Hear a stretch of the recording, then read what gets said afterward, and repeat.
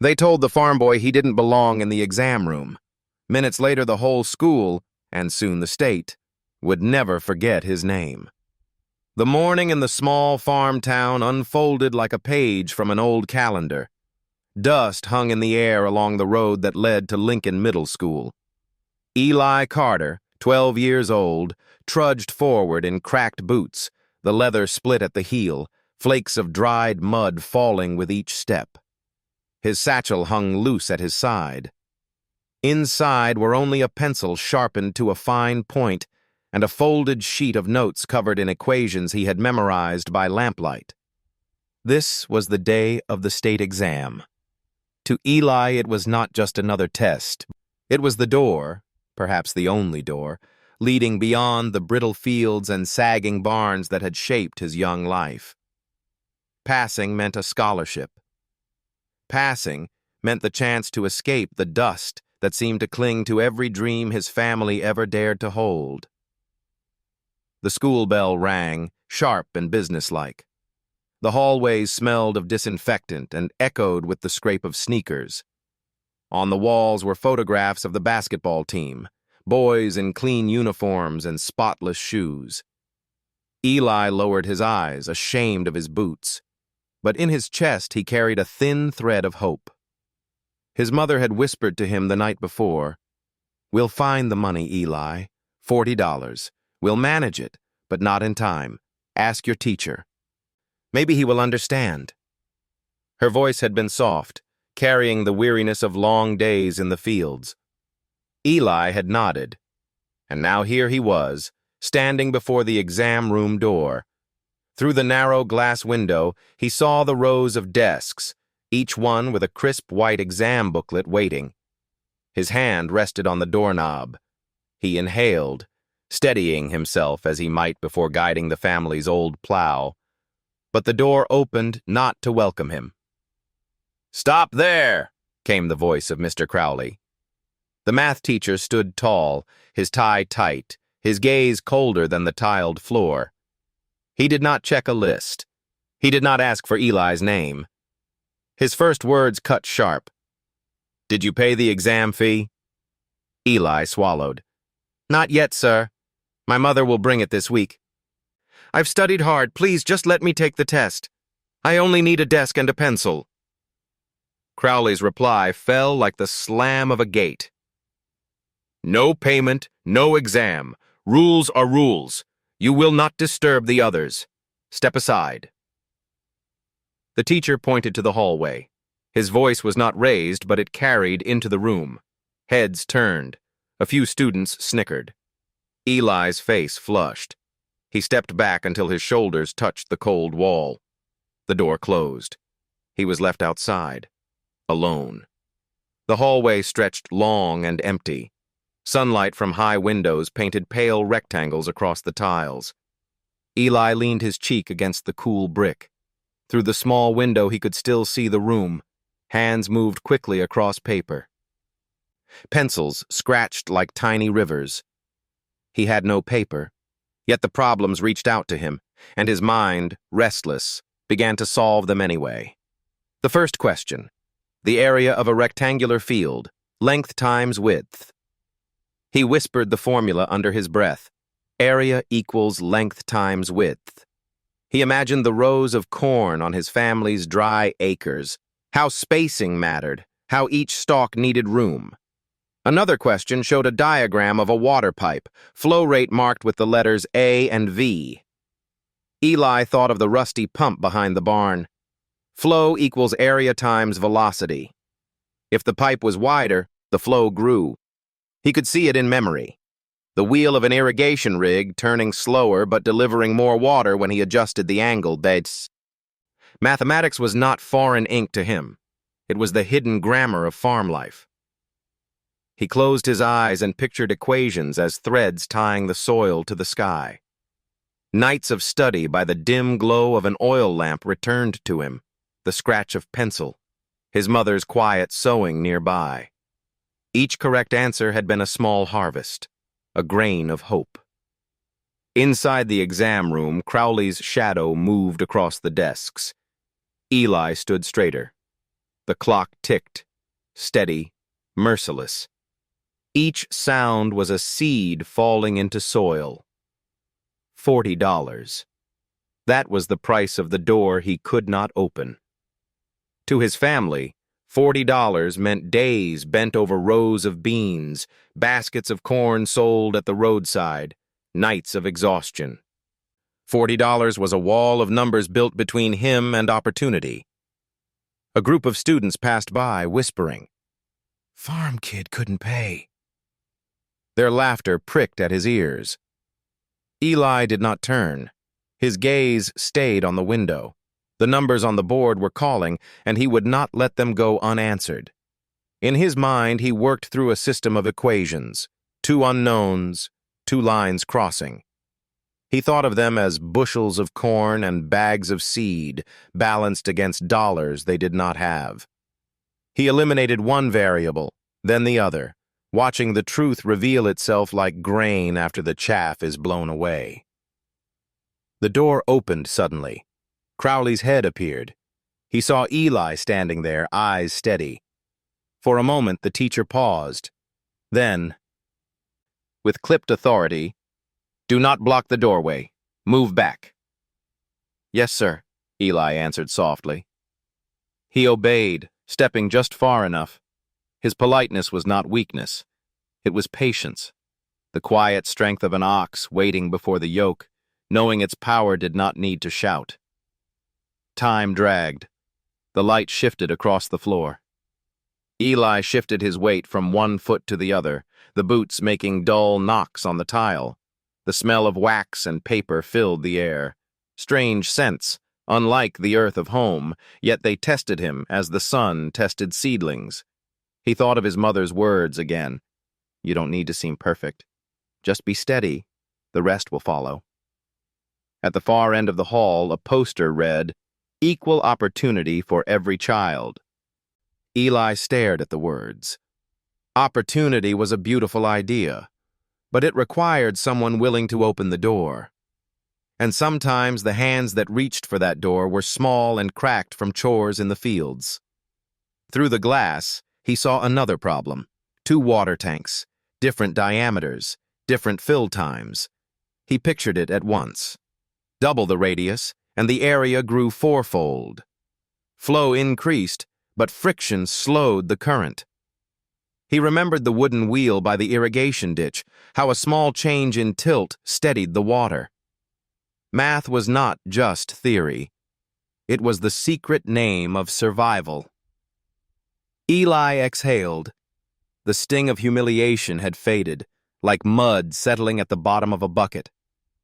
What remained was clarity, a calm surface reflecting the sky. He thought of the exam strategy he would have used. Start with the simple, secure those points, then move to the harder puzzles. His old elementary teacher had once told him, "An exam is like a field. Don't plow in patches. Walk straight rows, one by one." The janitor's cart squeaked nearby. A woman pushing the mop paused and looked at him kindly. "You all right, son?" Eli nodded. "I'm fine. Just waiting." She did not press further, but her glance, soft and steady, was a silent benediction. Sometimes kindness speaks without words. Inside, a student raised a hand for scratch paper. Crowley walked past, then glanced out again, his eyes locking with Eli's for a breath. Eli did not flinch. He whispered the last theorem he had studied: triangles, similarity, ratios. Even if shapes were of different sizes, they held the same soul if their sides kept the same proportion. That was what knowledge was to him, a hidden likeness binding the vast and the small. When the midpoint bell rang, Eli straightened his back. He did not know that footsteps were already approaching from the far end of the hall, carrying a decision different from Crowley's hard decree. He only knew that his cracked boots were still firmly on the tiles, that he had begun his exam in silence long before the others, and that no locked door could keep numbers from his mind. He laid a hand over his chest. The heartbeat was steady. He whispered to himself, I am here. I am ready. If they open the door, I will walk in. If they do not, I will keep learning. Because knowledge never betrays the patient. Outside the window, clouds drifted slow, and a beam of sunlight slid across the floor, warm as a hand resting gently on his shoulder. And in that quiet moment, the farm boy understood.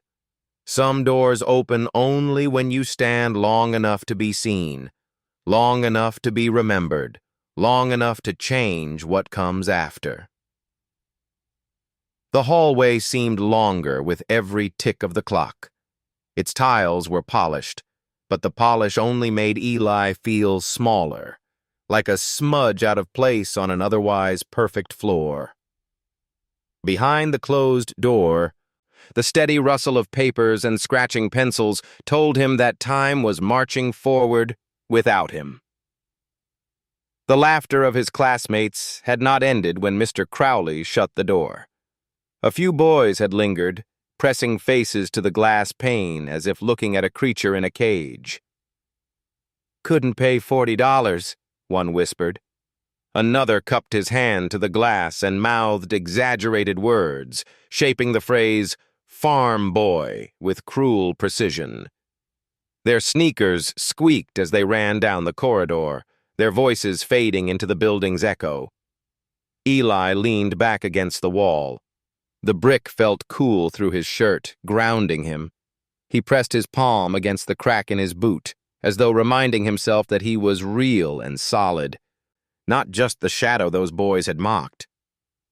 Through the narrow window, he caught another glimpse of the exam. The chalkboard bore a geometry question. A right triangle, sides labeled, the unknown marked with a question. Pythagoras's theorem.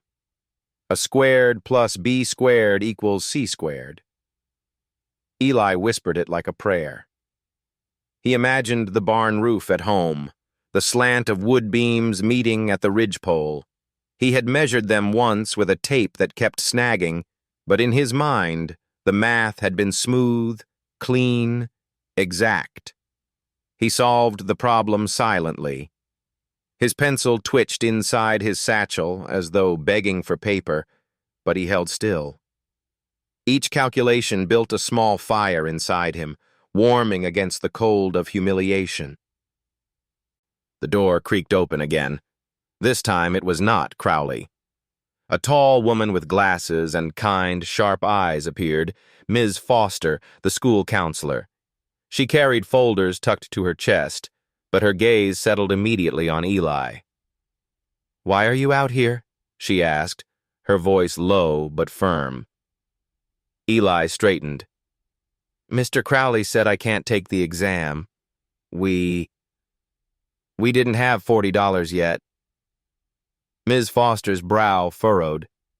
"And so he left you standing here?" Eli nodded. "Yes, ma'am."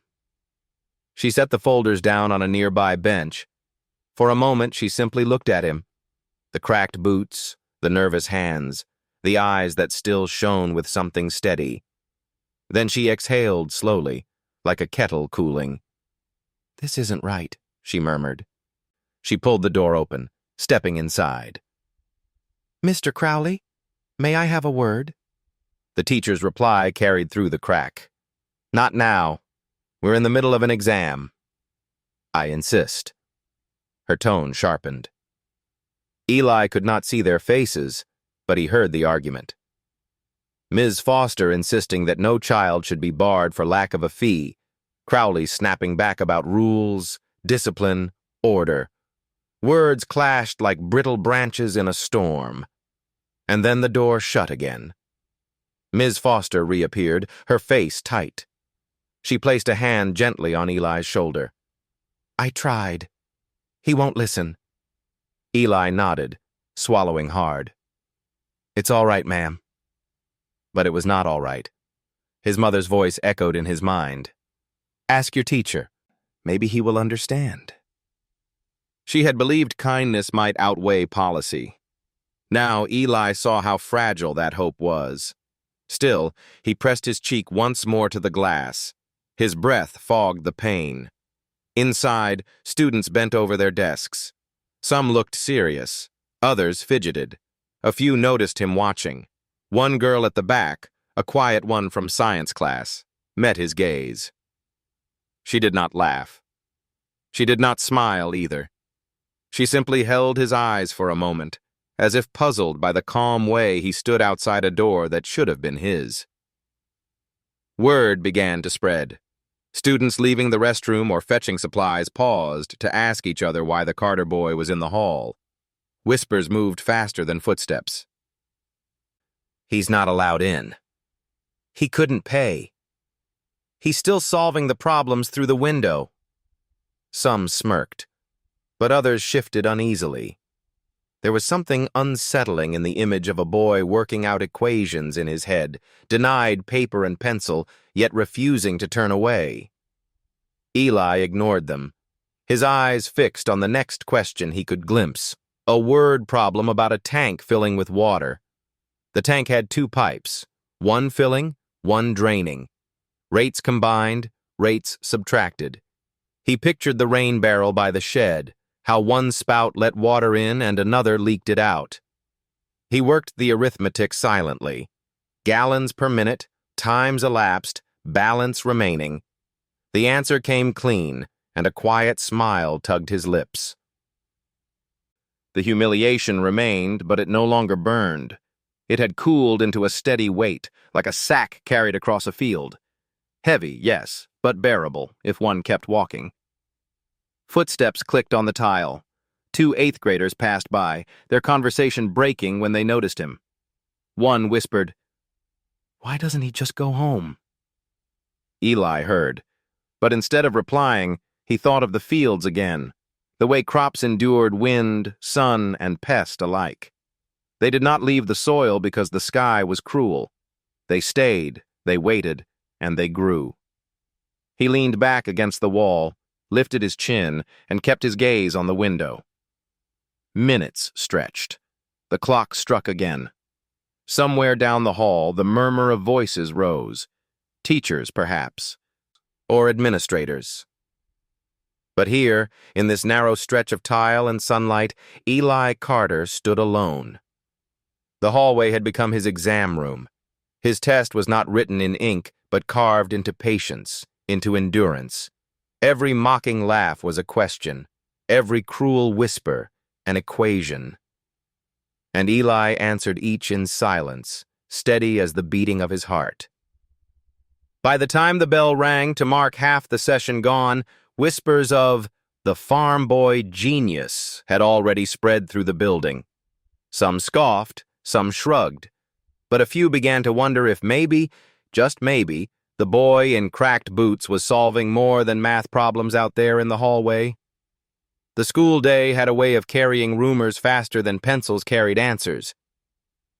By the time the first half hour of the exam had passed, whispers about Eli Carter had drifted beyond the math room, out into the hallways, into the cafeteria, and even toward the library where the quiet students worked. The farm kid got turned away. Crowley locked him out. He's still standing there, solving the test through the glass. Some laughed when they repeated it as if the story were a joke. Others frowned, shifting uneasily, sensing something wrong but not daring to say it aloud. Eli, still in the hallway, felt those whispers wrapping around him, but he did not let them pierce too deep. He had known ridicule before. He had carried buckets of water past boys in clean shirts who called him cow smell. He had been teased for the cracks in his boots, for the way his lunch came wrapped in newspaper instead of foil. Yet through every sting, he had discovered a truth.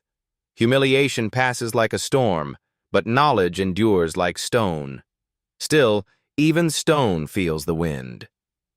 Through the window, he saw another question, this one about proportions. A blueprint for a barn was scaled down on paper. If 1 inch represented 4 feet, what would 12 inches stand for? Eli smiled softly. On his family's farm, measurements were never abstract. He had watched his father sketch fence lines on a scrap of cardboard, each inch meaning a stretch of land where posts would rise. 12 inches at that scale was 48 feet. But Eli did not just see numbers. He saw the length of a row of corn, the space needed so that roots did not steal from each other, the breath of soil given to every stalk. As he whispered the answer, a voice interrupted him. Eli? He turned. Ms. Foster had returned, carrying not just folders this time, but a fierceness in her stride. Her face was flushed, her eyes sharp with indignation.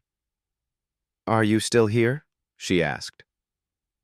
Yes, ma'am, Eli said quietly. She pressed her lips together. I spoke to Crowley again. He refuses. Says rules are rules, that poverty isn't an excuse, but this is cruelty. Her voice cracked slightly. She glanced through the window, watching the bent heads of students at their desks. They'll write their answers on paper. You'll write yours on memory. And in the end, maybe yours will last longer. Eli lowered his eyes. It's all right. I can still think. That's enough for me. Her expression softened. You shouldn't have to settle for enough. She reached out, almost as if to pat his shoulder, then withdrew, remembering perhaps that gestures can draw attention. Instead, she leaned closer. Eli, keep standing. Someone will see. She turned and walked away, her heels clicking sharp on the tile. And indeed, someone did see. 2 students from another grade passed by and stopped. Is it true? One asked, peering at him. What's true? Eli said. That you're solving the test out here. Eli hesitated. I'm just thinking through the problems. The boys exchanged a look, half skeptical, half impressed. They lingered, watching as Eli murmured through another geometry question. His mind drew a circle, marked its radius, and spoke softly. Area equals pi times radius squared. He imagined the family's well, the round stone lip where his father once tied a rope to lower a bucket. Numbers slid into place as naturally as water filling a jar. The boys did not laugh. They walked on silently, carrying the image of him in their minds. Witnesses. One by one, others passed and noticed, the janitor again, a group of girls with books, even a teacher who paused, frowned, and moved on, each left with a story forming, a picture to retell. The farm boy barred from the exam, still refusing to turn away. Inside the room, Crowley noticed too. His eyes flicked toward the glass more than once, his jaw tightening each time. He saw the students' glances drifting toward the window, and his hand rapped the desk for silence. But authority could not silence curiosity, and curiosity fed the whispering stream outside. Eli's calm unsettled them most of all. He did not rage. He did not cry. He only leaned against the wall, eyes intent on the chalkboard, lips moving faintly as if reciting scripture.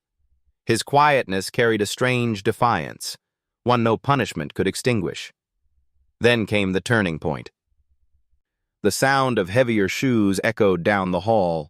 A figure rounded the corner, Principal Henderson.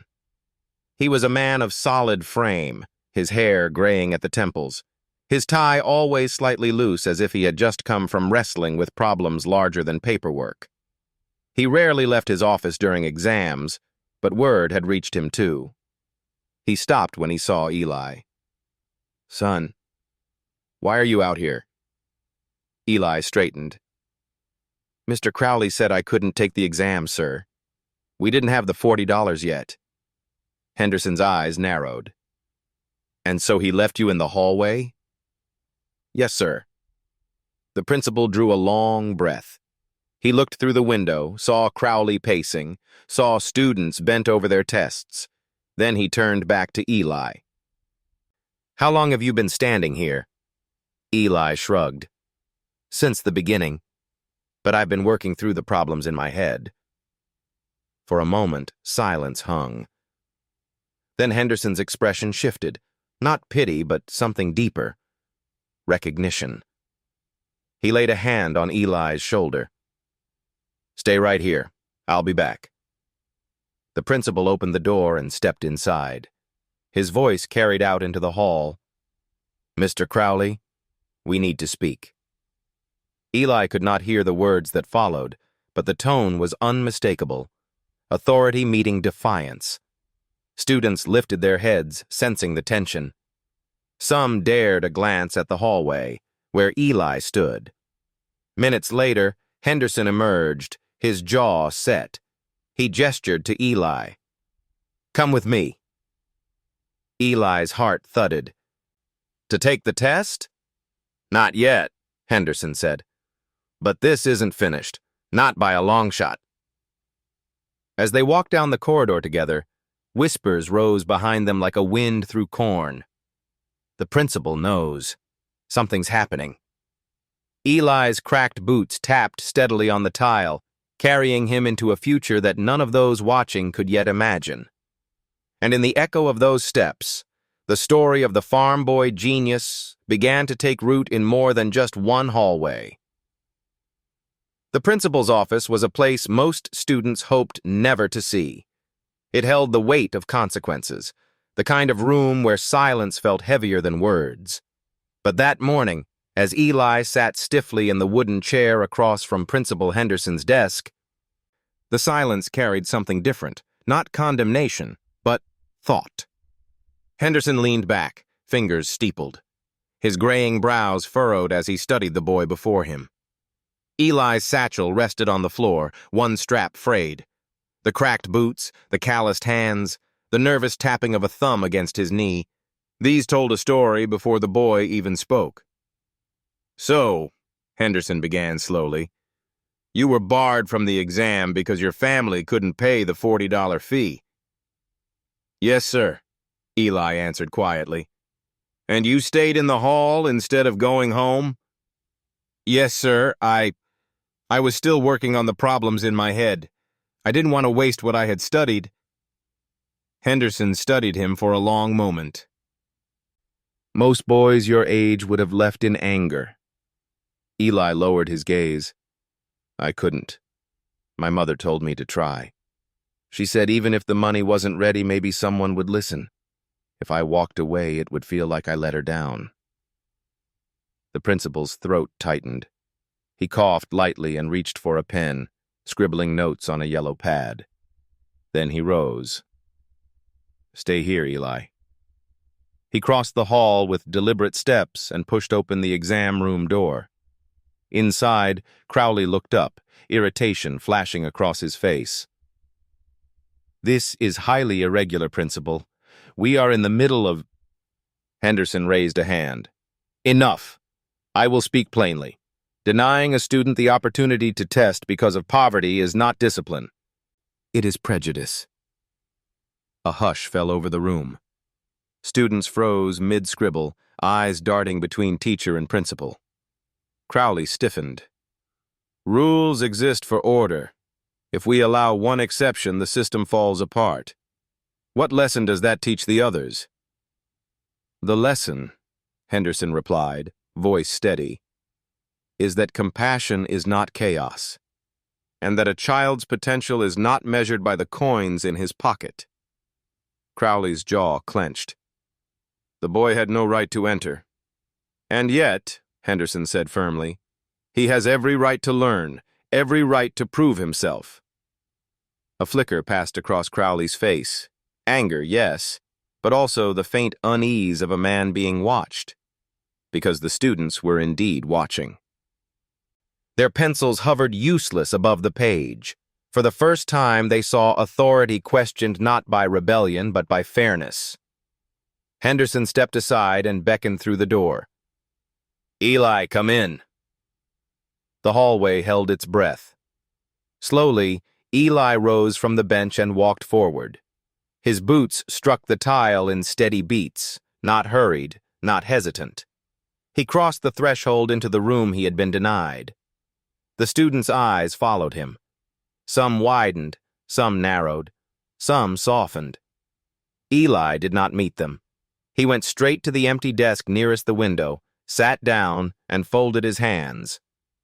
"You will have the remaining time," Henderson said. "Do what you can."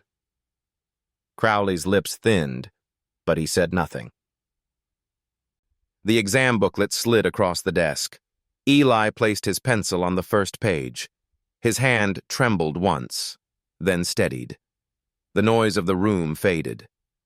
Time no longer belonged to laughter, to whispers, to humiliation. It belonged to numbers. The first problem was one he had already solved in his mind in the hallway. A geometry question about a triangle. He filled in the steps quickly, writing neatly, making sure each line showed the reasoning. He remembered his mother's words, "Be honest, not perfect." So he wrote clearly, truthfully, each symbol standing as proof. The second problem involved a system of equations. He smiled faintly. He had practiced hundreds like it, using examples from farm accounts, corn and beans, costs and profits, balancing what was possible against what was needed. He moved through it with quiet certainty. Around him, the room had shifted. The students no longer glanced at the clock or their own work. They glanced at him, the farm boy with cracked boots, who had entered late but wrote with a calm that seemed to belong to someone older, someone who had already learned patience from seasons and soil. Even Crowley felt it. He paced less, stopped more often, his eyes flicking toward Eli as though the boy's composure unsettled him. Authority could control doors, but it could not command respect once respect began to drift elsewhere. Minutes passed. The sunlight through the window warmed Eli's arm as he wrote. He had no illusion that time was on his side. He had lost nearly half the exam. Yet he pressed forward, row by row, like a farmer plowing ground before rain. You did not curse the lost hours. You made the most of the soil still in front of you. At last, the bell rang, pencils dropped, papers shuffled. The exam was over. Eli placed his pencil down gently, closed the booklet, and folded his hands once more. He did not look around. He simply exhaled, calm and steady. Henderson's voice carried. "Collect the exams." As the booklets were gathered, a murmur stirred among the students. Some leaned toward one another, whispering. They had seen something they could not quite name. A boy denied, humiliated, and yet unbroken.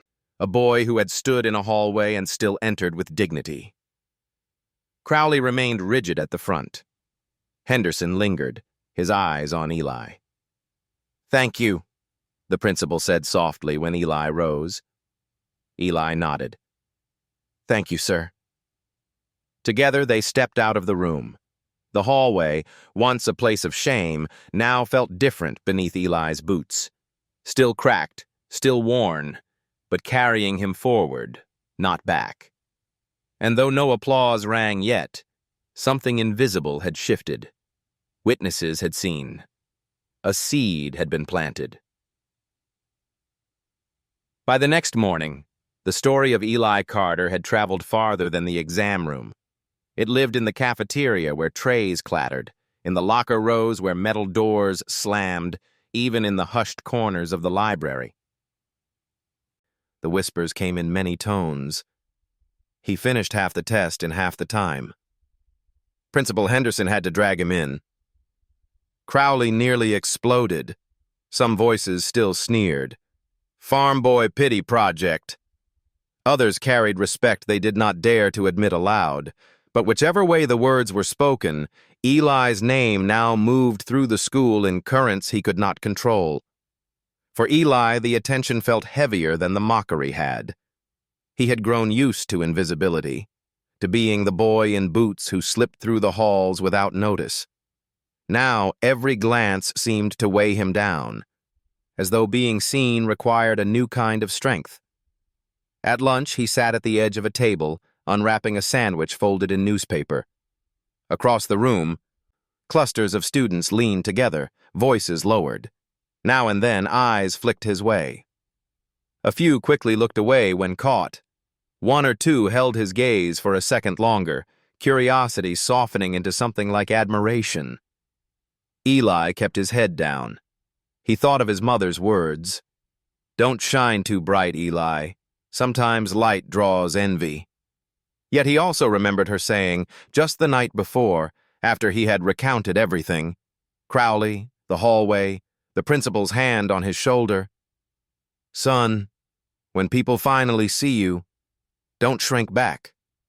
It means your time has come." The next math period arrived.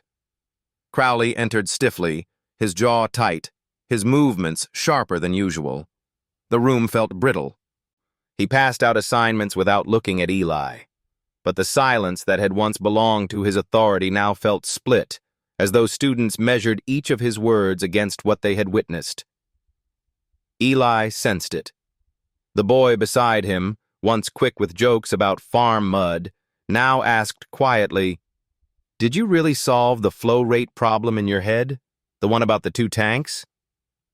Eli nodded. "It wasn't so bad.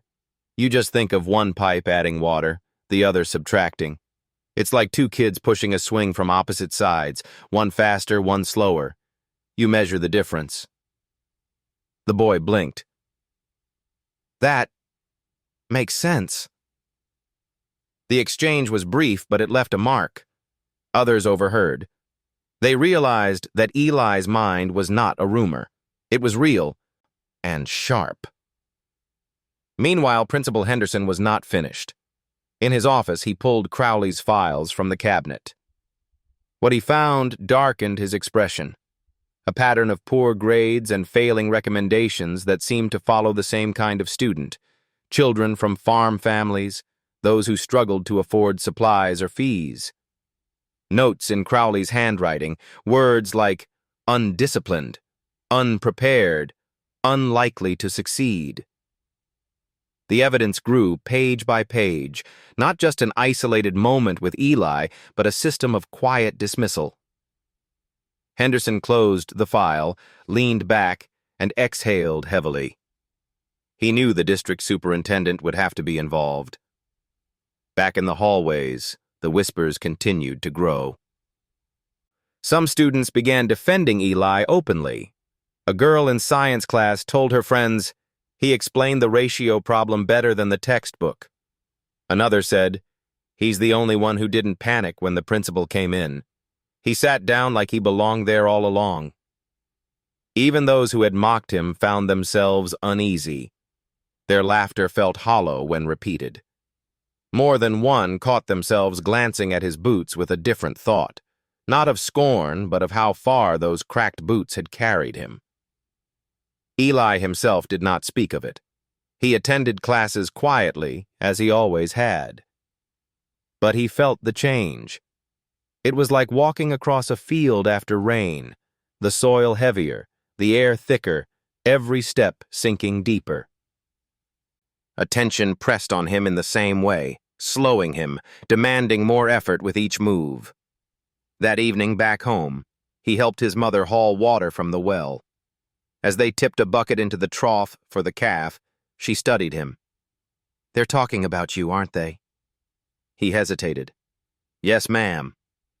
"Good or bad?" "Both." She nodded, unsurprised. "That's how truth usually spreads. It makes some angry and others hopeful. You keep steady. That's what matters." Eli looked up at the night sky, stars scattered like equations too vast to solve. He felt small beneath them, but not powerless. The next morning, as he walked into school, a group of students stepped aside for him in the hallway. It was subtle, but he noticed. They did not jeer. They did not laugh. They simply moved as though acknowledging that the boy they once ignored now carried a presence that demanded space. Principal Henderson, watching from the end of the hall, caught the moment. He thought to himself, "Something has shifted here." The boy did not just endure injustice, he exposed it. And while Eli Carter had no desire for fame, The whispers that followed him were no longer just about shame. They were the first murmurs of change, change that would soon reach far beyond the walls of Lincoln Middle School. The superintendent arrived on a Thursday morning, his car rolling up to the school in a hush of tires on gravel. Dr. Coleman was not a man easily ignored. Tall, deliberate, with silver hair combed back and glasses that seemed to see more than eyes should, he carried with him the weight of the district's authority. His visits were rare, reserved for crises. And now, a boy in cracked boots had become a crisis. Principal Henderson met him at the entrance, file folder in hand. The two men shook hands briskly.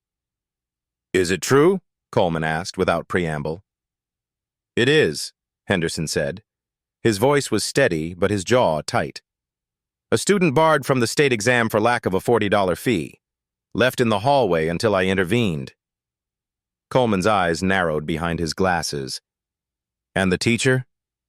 "Crowley. He insists he followed rules, but I've found, patterns." Henderson lifted the folder. Grades, reports, comments, a consistent bias against children from poor and farming families. "It's not discipline. It's prejudice, dressed as policy." Coleman nodded once. "We'll investigate." That afternoon, the first meetings began. Parents were summoned, teachers questioned, files spread across long tables in the library. For years, quiet complaints had been brushed aside, grievances about unfair grading, harsh discipline, students discouraged from advanced classes. Now, with the Carter boys' story stirring the halls, those voices grew bolder. Mrs. Ramirez, whose son worked nights in the fields, spoke with trembling hands. "Crowley told my boy he wasn't college material. He said he should aim lower, that farm kids don't make it far." Mr. Beecher Alvarez added, "My daughter was top of her class in science, but when she asked for recommendation letters, he refused, said she lacked discipline." One by one, parents stepped forward. Some angry, some sorrowful, all carrying stories that formed a pattern too sharp to ignore. Eli sat at the edge of the library during these meetings, silent, his boots tucked beneath his chair. He had not asked for this storm, but now it swirled around him. He listened as voices rose, as pages turned, as the superintendent's pen scratched notes with relentless precision. Inside him, feelings tangled. Shame that his story had caused such noise, fear of being the center of it, yet also a faint glow. Like the first firelight of dawn, hope that maybe others like him would not face locked doors again. The investigation widened. Crowley's record was combed through. Years of exams, grading curves, recommendations. Patterns emerged with painful clarity. Students from wealthier families received leniency, encouragement, praise. Those from the farms, from the trailer parks, from the forgotten edges of town, harsh words, lower marks, doors quietly closed. When confronted, Crowley defended himself. "I hold high standards. If these students fail to meet them, that's not bias, it's fact." But the evidence weighed heavy. His words clattered against it like brittle twigs against stone. Meanwhile, the school buzzed with rumors. Students whispered not only about Eli now, but about Crowley. "They're saying he might lose his job. My mom went to the meeting. She said the superintendent was furious. They found out he's been failing farm kids on purpose." The hallways no longer held just the story of the boy in boots. They held a reckoning. For Eli, the weight grew. He walked with his head lower, his steps slower. Every corner carried watching eyes. Some admired, some resented, some simply curious. Yet through it all, he carried his satchel, opened his books, and studied. For him, learning was not theater. It was survival. At home, his mother noticed the change. One evening, as they shelled beans on the porch, she touched his hand. "You're quiet," she said. "I don't want this, Mama," Eli murmured. "All this noise. I just wanted to take the test." She smiled sadly. "Sometimes, son, we don't choose the fire. We only choose whether to stand in it. You stood. That's why others found the courage to speak." Eli looked out across the darkening fields, where fireflies blinked like scattered embers. He thought of the hallway, the cold wall against his back, the numbers running through his head like hidden rivers. He had not meant to spark anything larger, yet here it was, burning brighter than he could contain. The superintendent's report took shape piece by piece. By week's end, the evidence was undeniable. A culture had grown in the school that punished poverty under the name of discipline. Crowley was not alone in this failure, but he was its sharpest edge. At the final meeting, Coleman spoke plainly. His voice filled the library. "No student shall be barred from opportunity for lack of money. No student shall be told their birth decides their future. We will not tolerate prejudice in the guise of policy." Parents applauded softly, some weeping. Teachers exchanged uneasy glances. And at the back of the room, Eli sat very still, his small frame swallowed by the chair, his boots resting on the library carpet. Coleman's gaze found him. This began with one boy standing in a hallway. Let it end with no child ever standing there again. The words landed heavy and lasting. Witnesses carried them out of the library, down the halls, into the town beyond. For Eli, the world felt strange afterward. He was both the boy in cracked boots and something more, the symbol of a wrong exposed. He wished only to study, to plow the furrows of his own mind.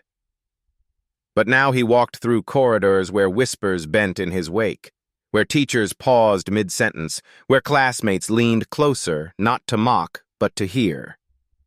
The burden was heavy, yes.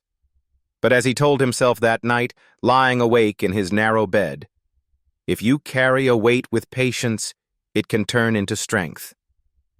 And so the boy from the farm, who once pressed his cheek to a cold hallway wall, now found himself at the center of an investigation that might change not just his own life, but the lives of every student yet to come. The investigation ended with papers signed, voices hushed, and consequences delivered. Mr. Crowley was placed on suspension, his classroom locked, his future uncertain. The school seemed to exhale after weeks of tension, but for Eli, the air did not grow lighter. Instead, it thickened. He was summoned to the principal's office once more. This time, Henderson's face was softer, though still serious. Beside him sat Ms. Foster, her hands folded neatly, eyes bright with quiet pride. "Eli," Henderson began, "your performance on the exam, even with half the time, has drawn attention. Your answers were precise, your reasoning clear. The superintendent has nominated you for the State Young Scholars Program." Eli blinked. "Sir?" "It's a scholarship program," Ms. Foster explained gently. "They look for students who show exceptional promise. It could cover your studies, your books, even summer training. But it comes with an interview before a panel of professors. They'll want to hear your story, in your own words." Eli felt his breath catch. His story. He thought of the cracked boots, the unpaid fee, the laughter in the hallway. He thought of nights studying by lamplight while his mother mended clothes. Was that a story worth telling to professors in polished shoes? I don't know what to say," he murmured. "Say the truth," Ms. Foster replied. "Not perfection, truth." That evening, Eli walked home slower than usual. The dirt road stretched long. The fields on either side hushed under the weight of sunset. The cows lowed in the distance, the smell of hay thick in the air. His mother stood on the porch, wiping her hands on her apron. "What did they want at school?" she asked. Eli told her. Her eyes filled with tears she quickly brushed away. "Oh, Eli, do you understand what this means?" He nodded, but his voice was small. "It feels heavy, Mama, like I'm carrying more than I can." She knelt to face him, her hands rough but steady on his shoulders. "Son, opportunity always feels heavy. That's how you know it matters. But remember, you don't have to carry it alone. Every step you take, you're carrying all of us with you, and we are carrying you too." In the days that followed, Ms. Foster met with Eli after school to prepare him for the interview. She spread questions across her desk, coaching him on how to speak with clarity. "What does mathematics mean to you?" she asked one afternoon. Eli thought carefully. "It's how the world keeps its promises. If water flows into a tank at one rate and out at another, math tells you what's left. It doesn't lie. It doesn't change its mind because you're poor or rich. It just tells the truth." Ms. Foster smiled. "That's good. Say it just like that." Another day she asked, "What problem would you want to solve if you could solve any?" Eli hesitated, then answered, "On the farm, we lose so much water to broken pumps and bad irrigation. If I could, I'd design a system where every drop counted. Maybe even find a way to store rain better. Equations are like irrigation channels. If you guide them well, they carry life where it's needed most." She leaned back, eyes glistening. "You see the world differently, Eli. Don't hide it. Share it." But while Eli prepared, Crowley sat at home, suspended, staring at empty walls. For the first time, he tasted silence, not chosen, but imposed. Papers once filled his desk, grades, assignments, neat columns of judgment. Now the desk was bare. His thoughts circled back to the hallway, the boy's steady eyes, the principal's words. Discipline is not prejudice. Poverty is not a crime. Crowley clenched his jaw. He had told himself he was building standards, but in the quiet, he began to wonder if instead he had been building walls. As the interview day drew closer, Eli's nerves grew. He practiced answers aloud, his voice unsteady at first, steadier with repetition. At night he lay awake, the ceiling above him patterned with moonlight, his mind rehearsing questions. "Why should we choose you? Because I will not waste what I'm given. What makes you different from other candidates? Nothing, except that I've learned how to endure." But beneath every practiced line, a deeper fear pressed. What if I fail? One night, unable to sleep, he slipped outside. The fields stretched quiet, the stars sharp against the dark. He crouched by the irrigation ditch, running his hand through the trickle of water. Water followed rules. Flow rate equaled area times velocity. If one narrowed the channel, the velocity increased. If one widened it, the water spread slower but carried more volume. Balance was always the key. "Maybe people are like that too," he whispered to himself. "Some move fast, some wide, but in the end, it's what you deliver that matters." The thought steadied him. The morning of the interview arrived cool and clear. His mother pressed his shirt, patched at the elbow but clean. She smoothed his hair, kissed his forehead, and whispered, "Remember, truth, not perfection." Eli walked toward the bus stop. Boots still cracked but polished as best as he could. With every step, the weight of the chance pressed down. Yet within that weight was something else, the knowledge that he was no longer just walking for himself. He was walking for the boy told he wasn't college material, for the girl denied a recommendation, for every child who had ever been left outside a door for lack of money. The burden was heavy. But Eli Carter, the farm boy genius, lifted it with quiet dignity, one step at a time. The bus rattled into the city just after 8. Eli sat near the front, his hands clasped around a thin satchel. His shirt was pressed, his boots brushed as clean as cracked leather would allow. In his pocket were index cards Ms. Foster had given him, but he kept them there. The answers had to come from inside him now. The State Young Scholars Building was tall and brick, the lobby quiet, polished. Other candidates waited with parents beside them, shoes new, backpacks heavy with folders. Eli sat alone. Sunlight fell on the carpet in a square, and he fixed his eyes on it until his name was called. A woman led him into a conference room where 5 panelists sat: professors, deans, a superintendent. Their pencils poised, their faces calm. "Good morning, Eli," said Dean Martin. "Tell us your story." Eli folded his hands. His voice was steady, though his heart thudded. "I am here because my mother told me not to give up. We could not pay the $40 fee. I was kept in the hallway. I solved what I could in my head. The principal gave me half the time, and I wrote what I knew. I am here because people decided a door should not stay locked to a boy willing to work." The panel listened. Dr. Singh leaned forward. "What does mathematics mean to you?" "It's how the world keeps its promises," Eli said. "If water runs into a tank and leaks out, math tells you what's left. It doesn't ask if you are rich or poor, it tells the truth." "An example?" asked Ms. Chu. "Our pump failed at home. I measured the pipe. Flow equals area times velocity. By using a wider pipe, water reached the field slower but in greater volume. Math made the land breathe again." A faint smile crossed her face.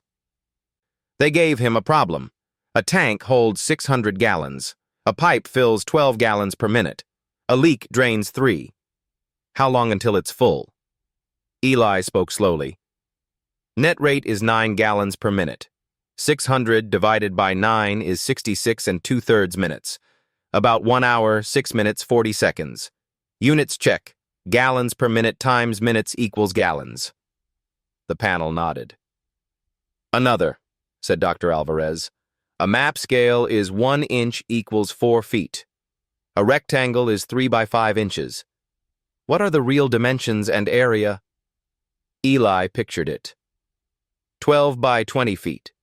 Area 240 square feet. Or 15 square inches times 16 equals 240. 2 methods, same answer. They liked the thoroughness. Then came the harder question.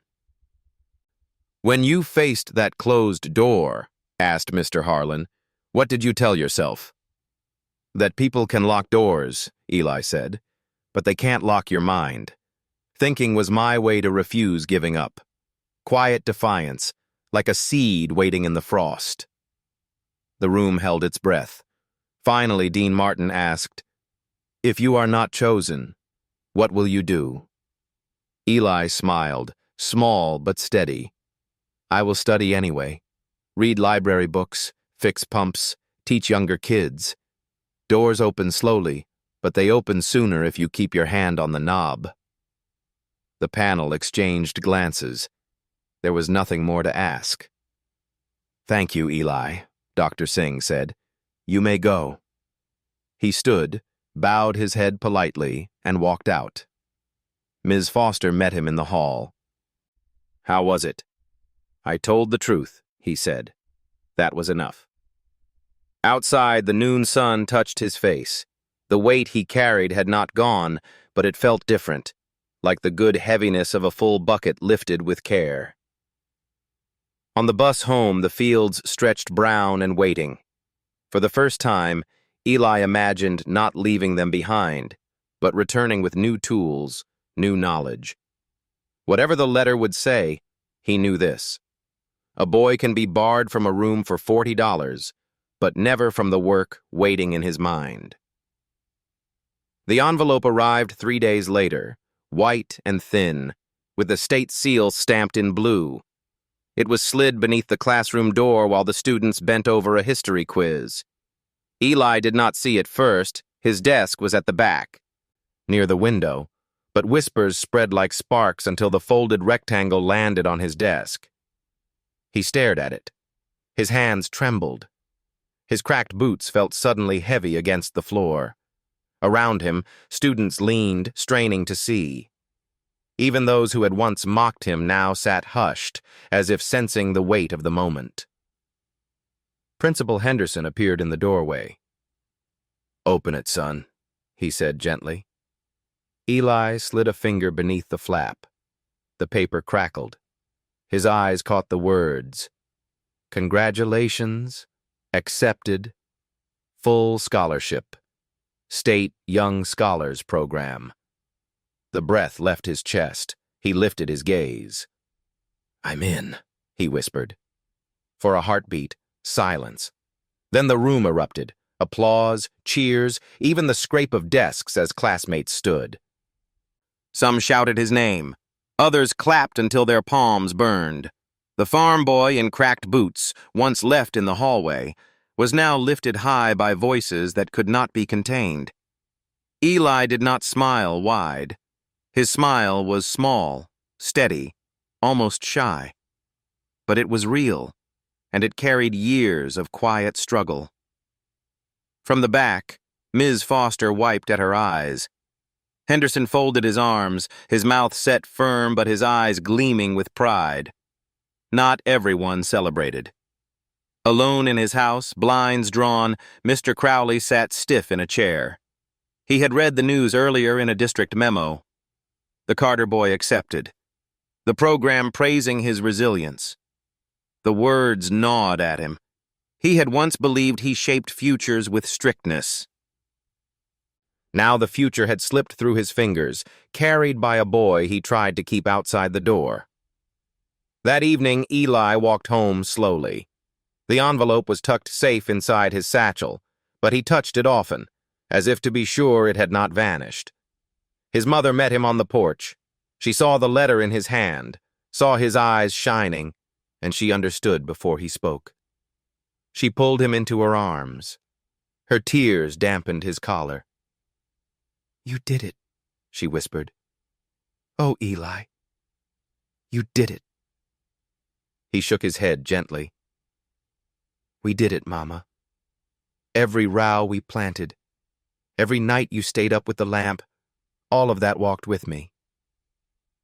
They sat together as dusk fell, the fields turning silver under the rising moon. Crickets sang. The letter lay open on the table between them, catching the last light. It was more than paper.